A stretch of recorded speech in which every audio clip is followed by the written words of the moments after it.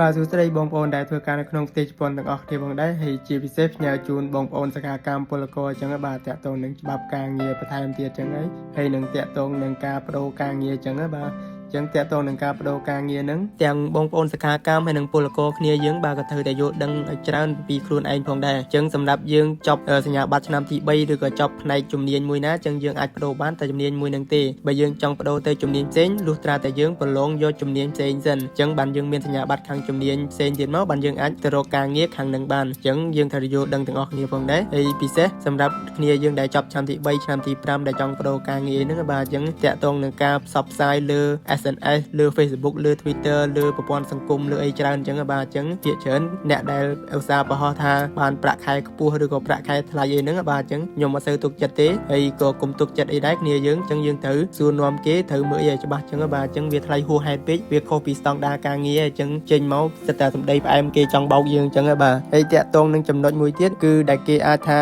អាចបើកប្រាក់មុនថ្ងៃកំណត់បានឬក៏អាចបើកប្រាក់តាមដែលយើងចង់បានស្នើសុំមុនអីអញ្ចឹងបាទហ្នឹងក៏អត់មានដែរច្បាប់ជប៉ុនគឺគេមានថ្ងៃបិទបញ្ជីគឺគេមានថ្ងៃបើកលុយអីត្រឹមត្រូវអញ្ចឹងបាទអញ្ចឹងក្រុមហ៊ុនអាស្រ័យតាមក្រុមហ៊ុនគេកំណត់ថ្ងៃណាគឺថ្ងៃហ្នឹងឯងបាទអញ្ចឹងអត់មានអវងលុយមុនអីឬក៏សេរីលុយមុនអីទេបាទហ្នឹងអ្នកដែលនិយាយបែបហ្នឹងអីគឺភាគច្រើនក្រុមហ៊ុនហ្នឹងគឺបោកហើយអញ្ចឹងអ្នកស្ថាប័នដែលគេរើសការងារយើងហ្នឹងគឺបោកហើយតាក់ទងនឹងចំណុចមួយទៀតគឺមានការរ៉ាប់រងសុខុមាលភាពខ្ពស់ឬក៏ធានារ៉ាប់រងសុខភាពខ្ពស់ឬក៏ច្រើនអីចឹងបាទអញ្ចឹងយើងកុំឆាប់ជឿគេលឿនពេកព្រោះអ្នកខ្លះនិយាយតែមាត់ទេហើយស្ថាប័នដែលរកការងារឲ្យខ្លះហ្នឹងក៏និយាយបានតែមាត់ដែរច្បាប់ការងារជប៉ុនគឺគេមានច្បាប់ផងគេត្រឹមត្រូវអញ្ចឹងបាទគេមានសំណងគេមានធានារ៉ាប់រងសង្គមមានអីត្រឹមត្រូវផងគេហើយក៏វាមិនខ្ពស់រហូតដល់ថ្នាក់គេព្យាបាលជំងឺឲ្យយើងហើយគេសងលុយយើងវិញទៀតទេបាទអញ្ចឹងវាអត់មានទេច្បាប់ជប៉ុននោះអញ្ចឹងយើងអាស្រ័យមើលតាមនឹងអញ្ចឹងបាទហើយតាក់ទងនឹងការសម្ភាសជាប់អូតូអីហ្នឹងបាទអញ្ចឹងក៏ខ្ញុំអត់សូវទុកចិត្តដែរអញ្ចឹងយើងត្រូវសួរនាំខាងគេច្បាស់បាទហើយមួយទៀតសម្រាប់អ្នកដែលយើងគ្នាយើងប្រហែលជាអាសាឃើញបាទដែលគេបរោះទៅ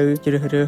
ជាប់យកអីហ្នឹងបាទឬក៏គេដាក់ពាក្យទៅដឹងតែជាប់អីចឹងបាទអញ្ចឹងអាហ្នឹងក៏ត្រូវប្រយ័ត្នប្រយែងដែរអញ្ចឹងត្រូវចេះសួរនាំគេច្បាស់អីមិនថាស្ថាប័នណាភ្នាក់ងារណាសមាគមណាទេដែលយើងចង់ផ្លាស់ប្ដូរអីយើងត្រូវមើលគេមើលឯងឬក៏ចេះសួរនាំចេះអីច្បាស់លាស់អីចឹងបាទហើយពិសេសយើងត្រូវសួរពីលក្ខខណ្ឌរបស់ក្រុមហ៊ុនថ្មីហើយភាគច្រើនក្រុមហ៊ុនដែលគេត្រឹមត្រូវយើងត្រូវមើលតាមលំនាំរបស់គេចឹងបាទអញ្ចឹងគេឲ្យយើងទៅសម្ភាសជាមួយតកែជប៉ុនគេឲ្យយើងសួរនាំហើយតកែជប៉ុនក៏យល់ព្រមក៏ឲ្យយើងជាប់ហើយក៏គេសន្យាឬក៏គេចេញជាกระดาษលេខអក្សរឬក៏กระดาษបញ្ជាក់ឬក៏គេទទួលយើងតាមលក្ខខណ្ឌអីផ្សេងដែលស្រួលចឹងបាទអញ្ចឹងមានប្រកាន់ដៃមានអីត្រឹមត្រូវចឹងទៅអញ្ចឹងយើងអាចទុកចិត្តបានហើយយើងត្រូវរៀនសូត្រឬក៏ចេះសួរនាំគ្នាយើងបន្ថែមអីតាមនឹងទៀតទៅដើម្បីកុំឲ្យចាញ់បោកគេអញ្ចឹងបាទព្រោះមួយរយៈហ្នឹងឃើញគ្នាយើងមានបញ្ហាច្រើនអញ្ចឹងបាទអញ្ចឹងជួយណែនាំជួយចែកម្លែកតឲ្យគ្នាយើងផងដើម្បីឲ្យចែកម្លែកបានដឹងបានលឺទាំងអស់គ្នាកុំឲ្យយើងមកដល់នេះធ្វើការហត់អីនៅចាញ់បោកគេអស់លុយច្រើនទៀតអញ្ចឹងបាទត្រូវចេះមើលកិច្ចសន្យាចេះមើលលក្ខខណ្ឌចេះមើលខ្លឹមសារចេះមើលទីតាំងមើលអីត្រឹមត្រូវច្រើនបាទអញ្ចឹងបើមានការខ្វះខាតអីសូមជួយណែនាំផងបាទ